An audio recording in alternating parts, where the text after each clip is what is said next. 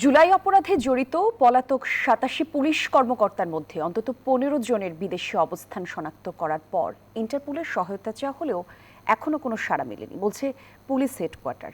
তারা জানিয়েছেন এরই মধ্যে আলোচিত সমালোচিত ডিবি হারুন এবং সাবেক এসবি প্রধান মনিরুল ইসলাম আছেন যুক্তরাষ্ট্রে, বাকিরা কেউ ব্রিটেনে আবার কেউ ভারতে। আইনজীবীরা বলছেন সব দেশের সাথে বন্দি বিনিময় চুক্তি না থাকায় সহজেই ফেরানো যায় না অভিযুক্তদের।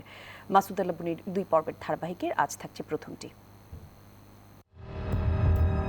যুক্তরাষ্ট্রের টেক্সাস রাজ্যের ডাউনডালাসে বাংলাদেশের সংখ্যা কম হলেও ব্যস্ত সড়কে একজনের ছবি নজর কেড়েছে অনেকের। আলোচিত সাবেক ডিআইজি হারুনুর রশিদের দুটি ছবি সম্প্রতি ছড়িয়ে পড়ে সামাজিক যোগাযোগ মাধ্যমে। তবে এই ছবি কবেকার তা নিশ্চিত হওয়া যায়নি। যুক্তরাষ্ট্রে আছেন আরেক পলাতক পুলিশ কর্মকর্তা সাবেক অতিরিক্ত আইজিপি মনিরুল ইসলাম, আর সাবেক ডিএমপি কমিশনার হাবিবুর রহমান আছেন যুক্তরাজ্যে।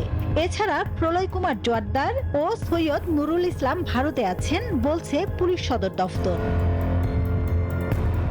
জুলাই গণঅভ্যুত্থানে আওয়ামী লীগ ঘনিষ্ঠ হিসেবে পরিচিত অনেক পুলিশ কর্মকর্তাই আত্মগোপনে চলে যান। পুলিশের তথ্য অনুযায়ী গত বছরের ৫ আগস্ট থেকে এখন পর্যন্ত ১৩৭ জন পুলিশ সদস্য কর্মস্থল ত্যাগ করেন।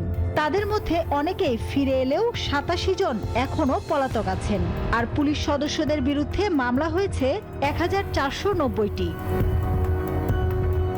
পলাতকদের মধ্যে ৩ জন ডিআইজি, ১০ জন অতিরিক্ত ডিআইজি, ১১ জন পুলিশ সুপার, ৯ জন অতিরিক্ত এসপি, ৫ জন এএসপি, ২৭ জন পরিদর্শক, ৮ জন এসআই, ৩ জন এএসআই এবং ৫ জন কনস্টেবল রয়েছেন।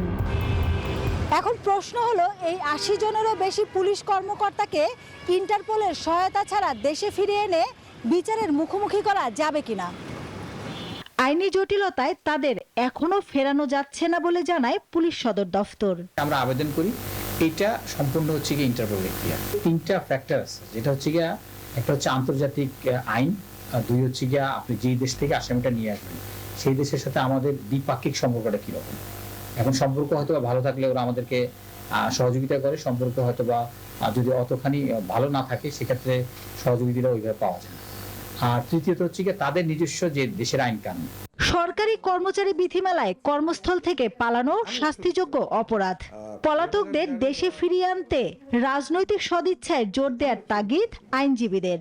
রেড অ্যালার্ট জারি বা অপরাধী ফিরিয়ে আনার ক্ষেত্রে বেশ কিছু আইনি জটিলতা এবং রাজনৈতিক বিষয় জড়িত। বিভিন্ন দেশের সাথে রাজনৈতিক সদিচ্ছার একটা বিষয় থাকে। দেখতে হয় যে সে সকল সদস্য দেশগুলোর ভেতরকার মধ্যে নিজেদের মধ্যে চুক্তি আছে কিনা, যেটাকে এক্সট্রাডিশন চুক্তি বলে থাকি আমরা। সেই চুক্তি যদি না থাকে তখন দেখা যায় যে এই আসামি ফিরিয়ে আনার পদক্ষেপ কিছুটা কঠিন এবং বলতে গেলে সম্ভব হয়ে ওঠে না।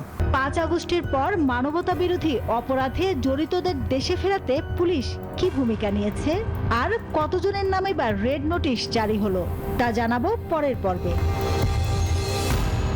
মাসুদ আল্লাহ বুনি, নিউজ 24, ঢাকা।